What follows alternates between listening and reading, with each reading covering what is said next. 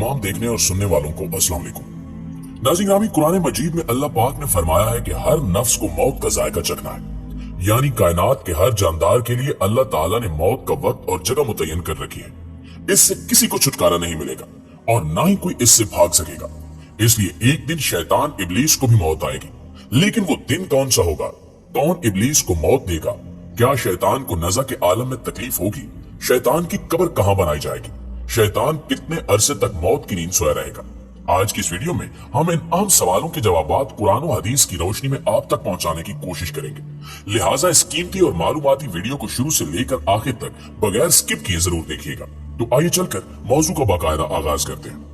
मुअज़्ज़िज़ दोस्तों, जब शैतान मरदूद को अल्लाह ताला ने जन्नत से निकाल दिया तो उसने अल्लाह ताला से कयामत तक के लिए मोहलत मांगी कि कयामत से पहले तक मुझे मौत ना आए।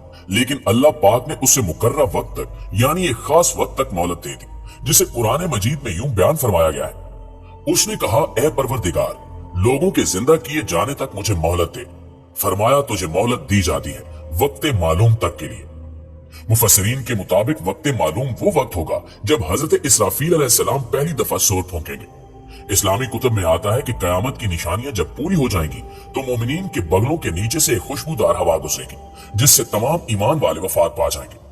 और फिर उसके बाद 40 साल का जमाना गुजरेगा जिसमें कोई बच्चा पैदा नहीं होगा, यानी हर इंसान की उम्र कम से कम 40 साल होगी। चूंकि सब मुसलमान मर चुके होंगे, इसलिए जमीन पर कुफार और मुशरिक रह जाएंगे। इस्लाम की मारूफ किताब तफसीर दर मंशूर में सफा नंबर 70 पर लिखा है कि जब मोमिनीन की वफात को 40 साल गुजर चुके होंगे तो फिर हजरत इसराफील अलैहिस्सलाम पहली दफा सूर फूंकेंगे। शुरू में इसकी आवाज निहायत कम होगी कि लोग कान लगाकर सुनेंगे। फिर ये बढ़ती बढ़ती इस कदर ज्यादा हो जाएगी कि कानों के पर्दे फट जाएंगे, उनके नथनों से पीप बहना शुरू हो जाएगी और लोग मर जाएंगे। इंसान, जिन, फरिश्ते, यहाँ तक कि इब्लीस को भी उस वक्त मौत आ जाएगी। इसके ठीक 40 साल बाद हजरत इसराफील अलैहिस्सलाम दूसरा सूर फूंकेंगे तो फिर तमाम मुर्दे जिंदा हो जाएंगे और कयामत कायम होगी और मीजान लगेगा। यानी उस वक्त इब्लीस को मौत आएगी और पहले सूर और दूसरे सूर फूके जाने के माबैन 40 साल का अरसा होगा, और ये कि इब्लीस 40 साल तक मुर्दा रहेगा। नाज़रीन ग्रामी, क्या आप जानते हैं कि इब्लीस को मौत कैसे आएगी और शैतान 40 साल मुर्दा हालत में कहां गुजारेगा? इस सिलसिले में हजरत काब बिन अहबार रज़ियल्लाहु ताला अन्हु की एक मशहूर रिवायत है कि हजरत काब रज़ियल्लाहु ताला अन्हु फरमाते हैं कि जब अबुल बशर यानी हजरत आदम अलैहिस्सलाम की वफात का वक्त आया तो वो परेशान हो गए और अल्लाह पाक से अर्ज गुजार हुए कि ए अल्लाह, मेरी मौत से मेरा अजली दुश्मन बहुत खुश होगा क्योंकि मैं मरने वाला हूँ और वो कयामत तक जिंदा रहेगा। उसी वक्त मलकुल मौत हजरत इज़राइल अलैहिस्सलाम हजरत आदम अलैहिस्सलाम की खिदमत में हाजिर हुए और फरमाया, ए अबुल आदम, आप वफात के बाद जन्नत में रहेंगे जबकि इब्लीस कयामत तक दुनिया में रहेगा, और फिर कयामत से 40 साल पहले उसको ऐसी मौत आएगी कि वो पूरी दुनिया के इंसानों जितनी मौत की तकलीफ बर्दाश्त करेगा और फिर जहन्नुम ही उसका ठिकाना होगा।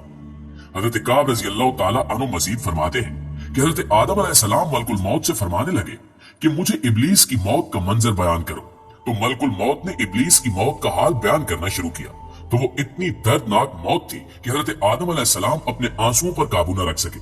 लोग जब हजरत काब रज़ियल्लाहु ताला अन्हु से कहने लगे कि हमें भी इब्लीस की मौत का कुछ हाल बयान फरमाए, लोगों की बेजा फरमाइशों पर हजरत काब रज़ियल्लाहु ताला अन्हु ने इब्लीस की मौत का मंजर कुछ यूं पेश किया कि अल्लाह ताला मलकुल मौत से फरमाएंगे कि मेरे गैज़ो गजब और गुस्से का लिबास पहन कर जाओ और इब्लीस की रूह कब्ज करो और इब्लीस से तमाम इंसानों और जिनों से ज्यादा सख्ती करना।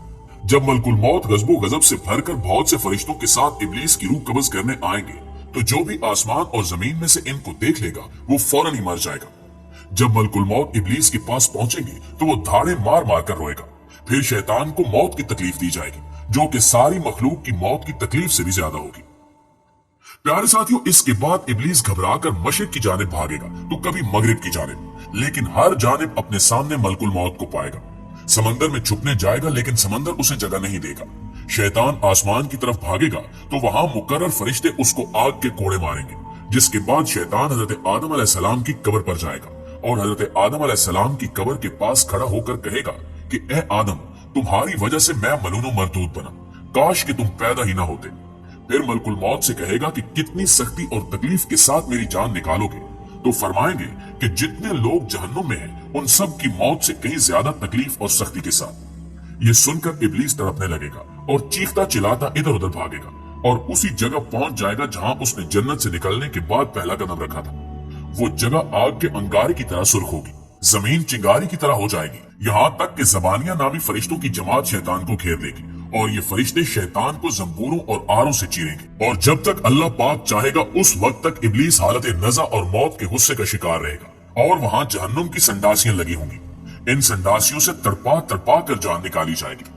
हजरत आदम अलैहिस्सलाम और हजरत हव्वा अलैहिस्सलाम से कहा जाएगा कि जरा अपने दुश्मन को तो देखो किस तरह जिल्लत के साथ मर रहा है। वो देखेंगे तो कहेंगे कि या अल्लाह तूने हम पर अपनी नेमत मुकम्मल फरमा दी। इन्हीं जहन्नुमी गढ़ों में इब्लीस 40 साल तक मुर्दा रहेगा और यही उसकी कब्र होगी।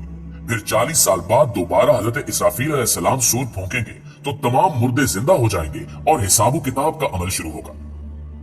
प्यारे दोस्तों, बेशक इस दुनिया की हर शय फना होने वाली है और अगर किसी को दवाम है तो वो सिर्फ और सिर्फ अल्लाह पाक की जाते बाबरकत ही है।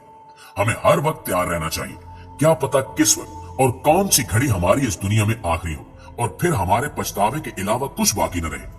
लेकिन इस बात को बहुत पछतावे और दुख के साथ कहना पड़ता है कि हम हमारे प्यारे नबी सल्लल्लाहु अलैहि वसल्लम की उम्मत में से हैं। अपने लिए खुशकिस्मती समझते हैं, लेकिन अपने गिरबान में झांकने की जरूरत है, अपना तजिया करने की जरूरत है, अपना एहतिसाब करने की जरूरत है कि हम नबी पाक मोहम्मद मुस्तफा सल्लल्लाहु अलैहि वसल्लम की तालीमात पर कितने अमल पैरा है, कुरान पर कितना अमल करते हैं।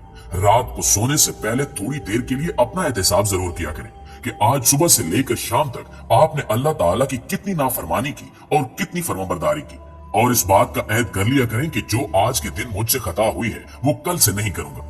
इंशाअल्लाह वो दिन दूर नहीं कि जब आपकी जिंदगी बदल जाएगी और आप दीने हक की राह पर चल पड़ेंगे। आखिर में हस्बे रिवायत दुआ है कि अल्लाह पाक हमें दीने इस्लाम पर चलने वाला बनाए और हमारा खात्मा दीने हक पर हो। आमीन या रब्बुल आलमीन।